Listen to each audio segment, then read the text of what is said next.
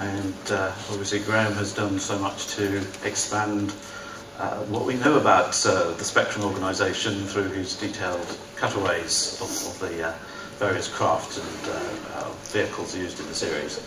So hopefully with both of these gentlemen we will find out a little bit more about Spectrum and the and how it was brought to the page. So I think we have to start with Mike, because obviously he was there first. So how did you get involved with the Anderson World, Mike? What was your with the Anderson World? Yeah. As such? Well, because I started off with Fireball XL5,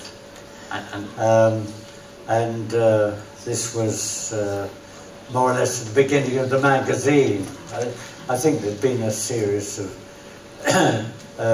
about 3 or 4 weeks when there was an artist, I can't remember his name, but I think Graham might know, and I took over from him after about 3 or 4 weeks and produced Fireball XL5. But the series lasted just so long, and I think I was working on 0X after that, and then I was asked to start on Captain Scarlet. I do owe quite a lot to Ron Embleton, because he was doing a double spread, colour double spread, for I think about 8 or 10 weeks yes. before, and because I'm freelance, I was working at home. I didn't know the politics or the arrangements that were going on at the publishing house. All I knew was that Alan Fennell asked me whether I would like to do the Captain Scarlet strip. So, well, I was very intrigued, and I'd seen some of Ron Embleton's work, and I was a great admirer of his. So I felt rather flattered, and so that's how it came about, that I started on all the ramifications of the Misterons. And how in fact did you meet Alan Fennell in the first place? Well, I used to be employed in a studio in Holborn. This was just as I'd been demobbed from my national service. I'd done 18 months in the army, and I came out and returned to an advertising studio for a short while, and then saw in the studio magazine somebody to advertise for helping Leslie Caswell do illustrations. And I thought, well, there's a bit more freedom here. There's a bit more adventure. So, in fact, that's what I started doing. And Billy Cooper, Millicent Cooper, who ran the studio, she was quite a go-ahead lady. She got lots of contacts in the printing world. She knew a lot of the publishers. And so I had access then to these opportunities which arose.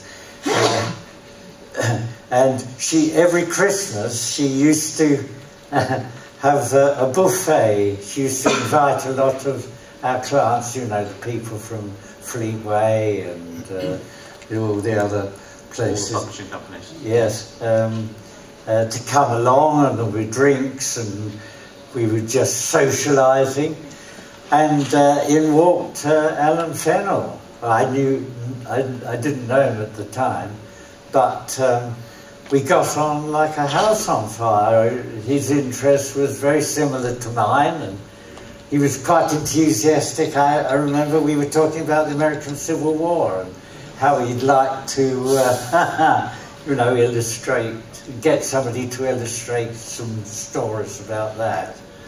Anyway, it never happened, but anyway, that's the first contact I made with Alan. Would that be And at the he was time working he was TV comic? Was that when he was working as a scriptwriter, I believe, for TV comic, yes, at the time. And what was the first comic strip you actually illustrated for Alan? For Alan? That was the Fireball. That was Fireball. Yes. I think you'd done some Western stories before that. Well, I did, yes. I was doing... I don't know who was writing the scripts at that time, but...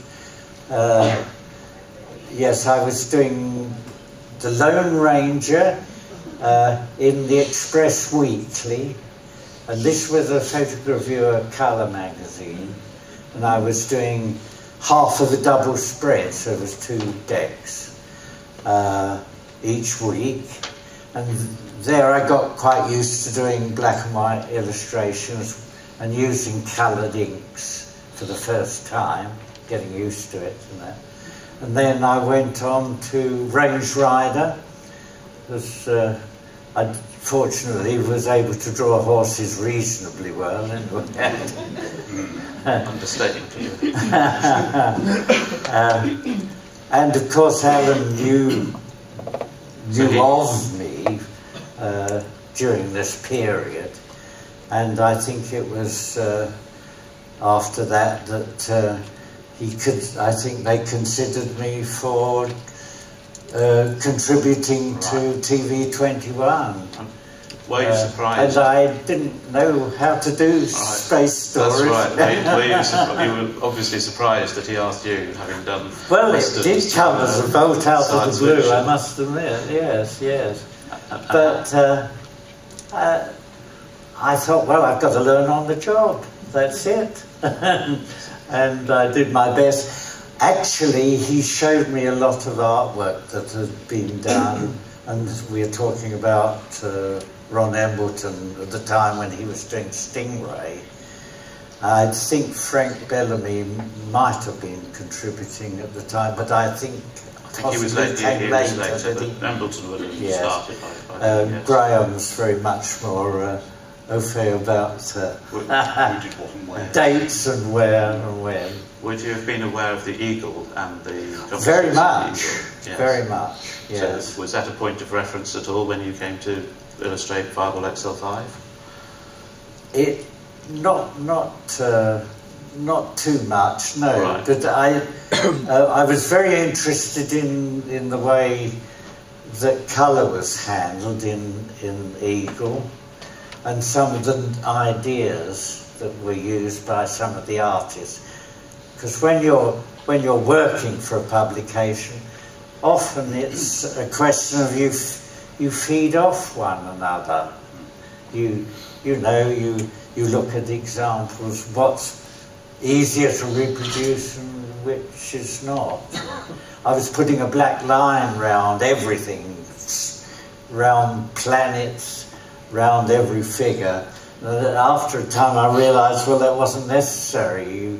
You could do tone work behind figures and that. And all sorts of techniques arose, and well, I quite enjoyed using them, yes. Did your background in the military, and particularly with tanks, have a sort of impact? Yes. Well, it did in a way. I was very fortunate because I was up in Yorkshire.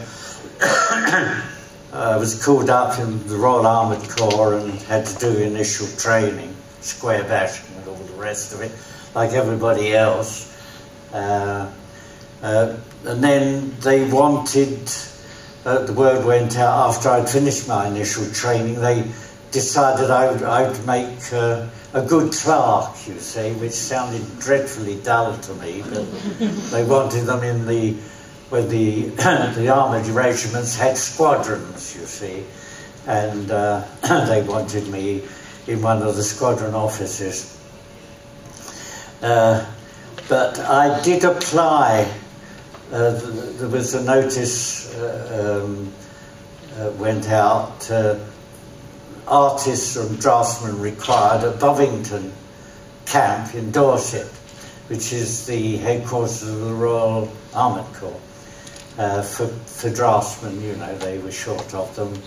So I applied, and saw my adjutant and did some initial drawings. And he seemed to approve. He said, well, I'll send them off and see what they say. In the meantime, I caught scarlet fever. And ended up in Catterick Military Hospital for about 5 weeks. And when I got out and back into the regiment, that had all gone, and so I was in a sort of limbo. But fortunately, word had got around that I was an artist, and I got a job in the biggest skive I think that the army has ever thought up, and that was the regimental drawing office. And one was more or less one's own boss. I was working with a chap called Jock Logan. He'd been there for some time, and I was doing notices and pictures of how to wear your battle dress correctly, and even how to drive a tank and this sort of thing. And the CO, on one occasion, he used to give lectures on this sand table about the Battle of El Alamein, because he was there at the time. This was 1949 when I was in the army, and he asked me to do a very large map of the North African battlefield around El Alamein, and where all the various armoured divisions were, both German and British. There was the Indians, New Zealanders and all that sort of thing. Quite interesting. And I kept my eye in for the time I was there in the army. So I was most fortunate when I came out, demobbed. I was ready to go again. So did that experience with military vehicles and so forth inform your later work on the Anderson? Yes, I used some of the armoured vehicles and that adapted. People may have noticed that. Yes, they were all sort of rather futuristic, but the basic concept of them was pretty nearly what I was used to in the army. Yeah. So you particularly, when you started working on Captain Scarlet, you were particularly good at capturing the likeness of the vehicles. What sort of reference material would they give you to work from, and how? What, those existing for the programme? Yes. Yes. Well, I had a wonderful specification sheet, big thing like this, and all the aircraft, the Angel aircraft were in there, backside, front, you know, all the motor vehicles and that, SPVs or whatever it is. Yes. Yes, and they were all there, beautifully done in colour, so I was quizzing everything I wanted to know. Excuse my appropriate text alert there. But I must say that was quite a change, because when I started on Fireball, I didn't even know what colour the thing was. Because they wanted me to do it in colour, and of course it was going out in black and white. And the other thing with the Fireball particularly is that the characters on the TV screen were quite caricatured, whereas you decided to take a different approach. I did, yes. Well, I said to Alan, do I approach these things drawing puppets, you know, with larger heads, because they've got large heads in proportion to the rest of their bodies. And I said I'm tempted to draw them as realistic people, because it gives much more flexibility. Gerry Anderson, I think, in a way, he always yearned to direct actors rather than puppets, so I remember him saying. Anyway, Alan said, well, as long as you can make the likeness correct on all the characters, the puppets, he said, I don't see any reason why you can't use the rest of the body more or less as it is, you know, in realistic fashion. Of course. So I was quite pleased at that, because when you're doing illustration, there's no limit to what you can do. Whereas if you're working with puppets, there's a great deal of limitation. Anyway, it all went off very happily, so there we are. So I've always wondered whether the fact that in the comics you drew the characters, and Bellamy did as well, as did Embleton, as realistic people, whether that actually influenced the design of the puppets themselves. Because it may have done. I don't flatter myself that I had any particular influence, but yesterday when I was talking to one or two of the fans, they said that the value of the comic was quite enormous, because not only did they enjoy the programs, I mean primarily, but then there was a continuity, because the programs only lasted one series and then there was a gap in another series, whereas TV21 came out every week and it carried the thing forward. And they said that it somehow enhanced the realism for the television programs as much as for the comic. And they were very much a part of creating a kind of almost a universe, trying to join all the series up together within the comics, which wasn't always plausible. But as a reader at the time, you kind of were drawn into it, and it kind of became that TV21 world, didn't it? It did indeed, yes. And do you think that was that something you ever discussed with Alan Fennell, or did you just get the script and do what he told? No, I was way out in Sussex. The contact was, it was. I used to go up to London, very infrequently. But I had an agent, Billy Cooper was an agent, and she used to pass on messages and that sort of thing to me. But there was no real feedback, and I really didn't get the impression that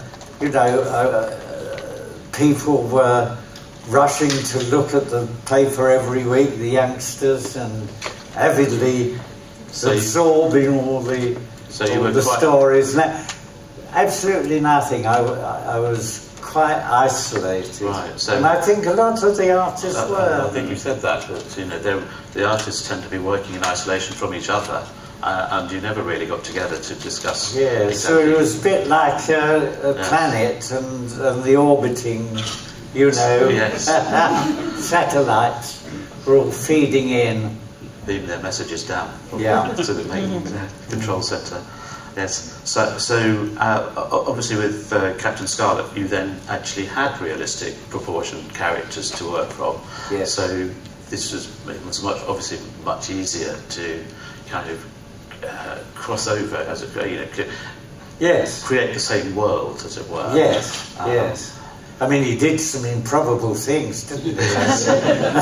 I couldn't believe it. Because I wasn't responsible for the scripts, you realise that. I was just the operator.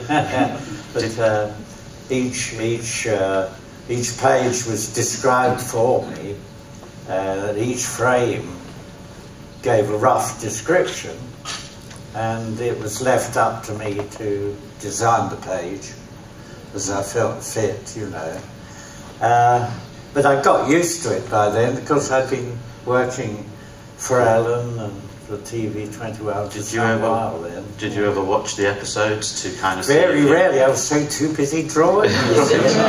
So really, your world. Ironical, isn't it? Yeah. So your world of Captain Scarlet, apart from the reference material, was pretty much your own world. Of Absolutely, yes. Well, I live in a fantasy world.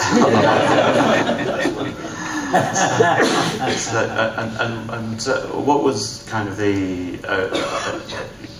what was your feeling about that subject matter, that particular the Captain Scarlet sort of concept? Well, it was exciting because I like drawing action figures. I like to draw people running and falling over and jumping. Fighting. I've always thought that those cliched images you get on TV or films of someone running away from, running towards camera with an explosion going off in the background, yes, is almost exactly ripping off your comic strips, because you do get that wonderful energy in your figures of running toward, action, running towards the point of view, and it really kind of brings them alive. And I used to think to myself, well, if I'm interested in it, if I think the page of artwork is interesting, surely the readers might think the same thing. It was, yes. And I hope that was the case. It's a very cinematic approach. Yes, very much. Was that something you consciously tried to develop as watching films or anything? Yes, I didn't realise at the time quite so much. But my brother, when he was at university, he had a friend who came down and started as a junior director at the BBC, and he was on children's programmes. And he used to come down at the weekends and visit us, stay the weekend, and he used to bring down sheets of graph paper, and he was working out camera angles, you see, for his programmes on the Monday or Tuesday. And he used to see me doing my drawings of the Lone Ranger at the time, and he said, "Good Lord," he said, "it's just like the telly." I said, "Yes, it is really, because you have to do the thing in sequence and build up the story, make it flow through the page in the same way that he would use the camera work to do the same. It's the same animal, I think." Yes. And obviously, after Captain Scarlet, working on Captain Scarlet for a while, they actually moved you back to Zero X. Was there a reason you were aware of that? Can you tell me whether I did? I can't remember. With Jim Watson and Keith Watson. Yes. I did quite a long series with Zero X. I think I did Scarlet after that. Right. Yes, you did. You started. Yes. It seemed to. Yes. Having established for a couple of years a relative continuity with the artists, towards the second half of TV21, it did seem to chop and change a lot. And and I wondered if there was any policy you were aware of why that happened. Or... I knew nothing of policy. No. So, and what we often, I can't remember when the last, but you lasted with TV21 to the end of the run with pretty nearly, Zero X. Yes, I think possibly the penultimate issue, maybe. Yes. And what were your feelings about when it closed, and what did you move it? Well, there was an element of insecurity, I think, because I didn't know where things were going. But to my pleasure, I found that the Junior TV Times was being launched, and that was Look-In. And of course Alan was involved in that, and he was going to edit it with Angus Allen. Angus Allen, yes. That's right, and Colin Sherborne. Yes. And he said, would I like to contribute? I said, yes, please. And then opened up a whole new series of different types of story. It was still following the television sort of theme, so suddenly found myself doing Time Slip. Yes, and initially. And a mix of, it was a mix of... People are familiar with that one, but there was time travel, so there were opportunities of doing illustrations of Egyptians on the one hand, or people in the Tudor period, or people in the period of Restoration, you know, the Great Fire of London and all this business. So you were dodging about, you did some futuristic and you illustrations. did have quite a variety. You had you go from something like Follyfoot, or Words on Gummidge. Yes, there was Follyfoot as well, that came on, yes. And then you went back to the Anderson world with Space 1999. That's right, yes. And well, I was doing that in black and white, the reason being that I was having to look after a sick parent for some time, and life got very complicated. I was trying to work and do a bit of nursing as well and all that, so it was very difficult. So I didn't have time to do any more colour work, but nevertheless I was able to carry on with the illustrations, and yes, I thought Space 1999, apart from the vehicles, the Eagles, which rather drove me mad, because it was sort of flying bedsteads. All that girder, wasn't it? I couldn't believe, I did a Victor Meldrew when I saw them. I do not believe it. All the complications. But have to go outside and have a word with Brian Johnson about that. Yes. But I must admit that the script writers were so important to me, because if they're good script writers, they fire your imagination and your enthusiasm. It's quite remarkable how, you know, they can contribute to the finished work. Absolutely. They don't get many accolades, I'm afraid. They're the invisible. But I must say that Angus's scripts are wild and whimsical as some of them were. They did get my enthusiasm going, and he gave you opportunities of doing big pictures and plenty of action. I believe Scott Goodall also came up with some quite weird and wonderful ideas in the later TV21, which is people with television screens at their backs, leaves with eyes. So that must have been quite... I wondered sometimes whether he sat at the typewriter and he said, I'll give him something really different. So to a certain extent, your work with the Anderson world sort of faded out at around about the same time that Graham started to take an interest and begin to do his sort of work. And so how did you get involved with the Anderson world, Graham? Well, the person I have to blame really is Dave Nightingale. Right. And SIG magazine. And the beginnings of Fanderson, which I helped with the club doing early graphics, early newsletters, and doing illustrations for, say, Dave Nightingale's SIG magazine, which I'm sure lots of people will remember.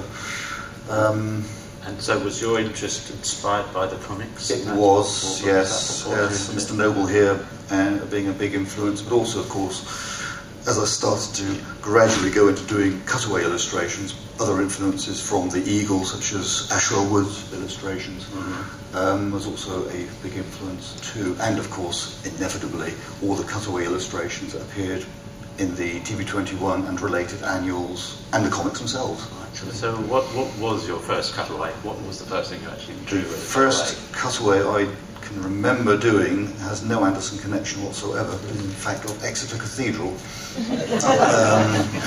And it was a college project. I was down at Exeter for 3 years on a degree course, and one day I think the entire class had to go to the cathedral to draw various aspects of it, and I went along and just did some general sketches of the nave and the various transepts and things like that. And I got the idea of just, rather than just doing a set of drawings, why not do it as a cutaway? And I couldn't actually do that on the spot, of course, so I went back to the college and made arrangements to go back to the cathedral again. And this time they let me up into the roof space, which is above the roof of the roof of the nave, but below the actual top of the roof itself. So that sort of strange space in between, where there are dips between the various transept roofs as well. So talk of lack of health and safety. They just said, yeah, fine, no problem, no hard hat or anything like that. Take a sketch pad and a camera, go up and have a wander around. It was fairly well lit. There was no real problems there. And they let me up into the tower, etc., and did endless sketches. And so the actual illustration was quite large in the end. It was about A2 sized, and formed in the end part of my degree show. And that sort of got me thinking, well, if I can start doing some historical illustrations, which I still do, by the way, why not try and do a few Jerry Anderson ones as well? So the first one I did was the Battle Hawk, and that turned up. This was when Terrorhawks had released the swing. Yes, so this would have been then 83, 84 sometime. Actually, probably a little bit later than that, but certainly it was in SIG magazine. I can't remember which issue now. It was a black and white cutaway. And so how did you graduate from that into working with Alan Fennell and the comics that he produced? I had a phone call from Steve Kite to say he'd been contacted by Alan. I don't know how the initial contact had been made by him, but anyway, Steve Kite phoned me one day and saying, Fleetway look as if they're going to be doing a Thunderbirds comic reprinting an awful lot of TV21 material. Might be worth popping along with me to the Fleetway offices, having a talk with Alan, and the publisher was there as well, to see what we can do. And at that point I had actually drawn a cutaway of Thunderbird 2 for, of all things, the Bristol Evening Post.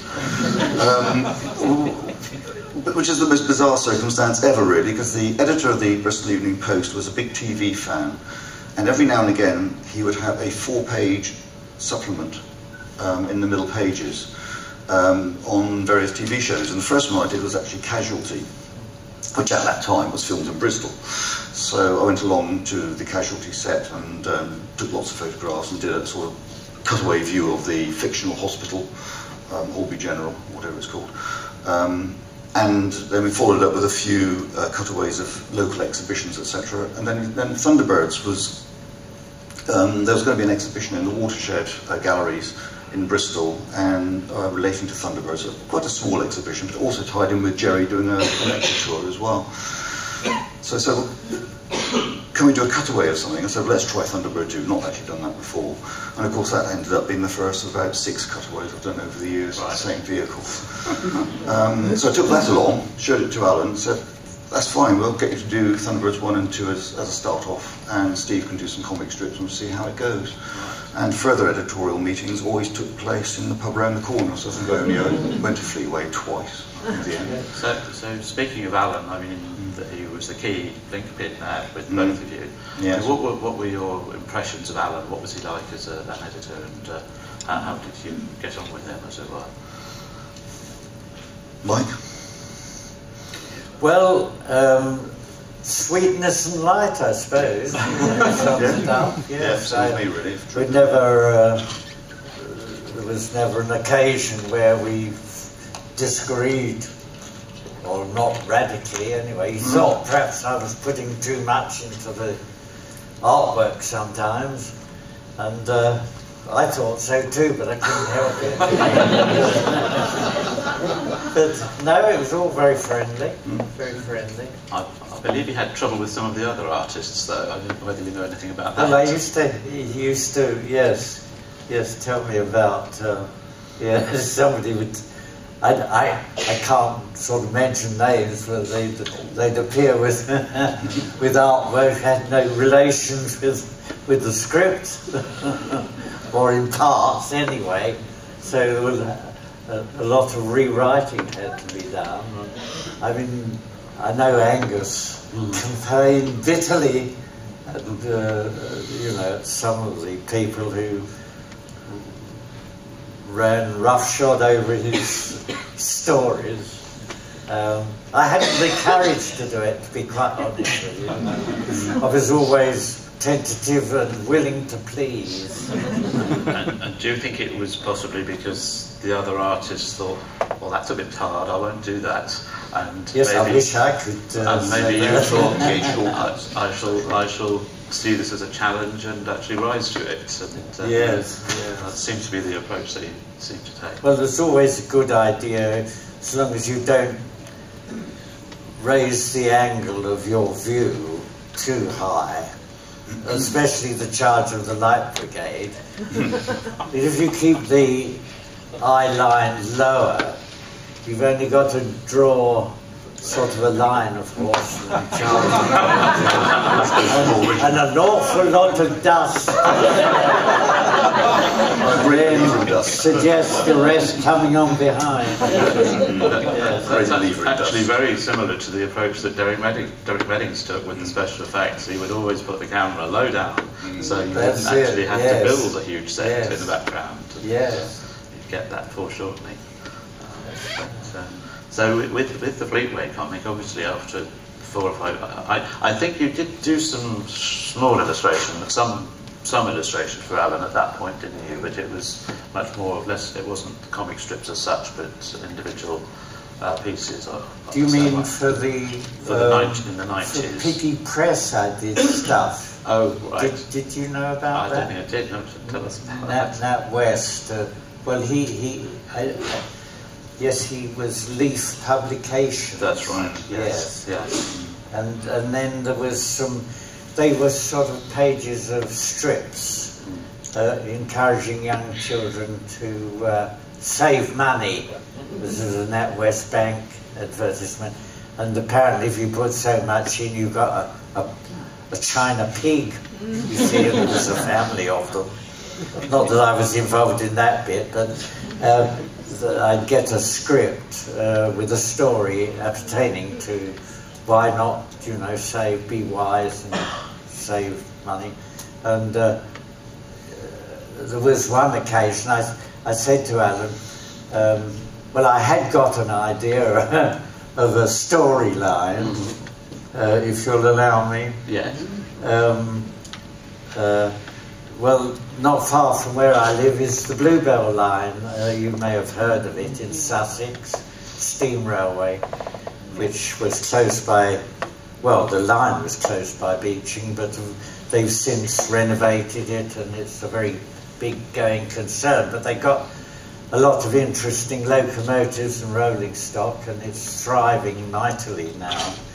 But I said, well, when I was a little lad at school, they used to, this was before the war, I'm afraid, it was that long ago, but apparently the children were putting some money, pennies or sixpences, into a savings bank. So the teacher used to say at the beginning of perhaps the school week, is any children here would like to put their money in the bank, you see? And I thought, that's funny, I wonder what that's all about. I didn't indulge myself. Anyway, it gave me this idea of a storyline where some children are going off for a day's trip on the railway to the Bluebell line, you see, and I could go along and take photographs and get everything correct. Nice steam engines and carriages. Anyway, the story went that while on their way to the station, they crossed the bridge and they heard this train coming, and they were anxious to have a good view of it and ran down the bank. It was in the cutting, you see. Well, one of the children, he didn't put his money in the bank, he kept it in his pocket.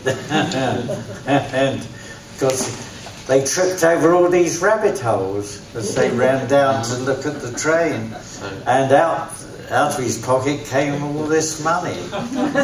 Well, there was the youngest, the 5-year-old, saw all this and thought, well, I don't know, I think I'll put it in a safe place, so he put it in the bank, but it was the wrong bank, wasn't it? He put it in the rabbit hole. So when they got to the station, the eldest put his hand in his pocket, and lo and behold, he hadn't got any money.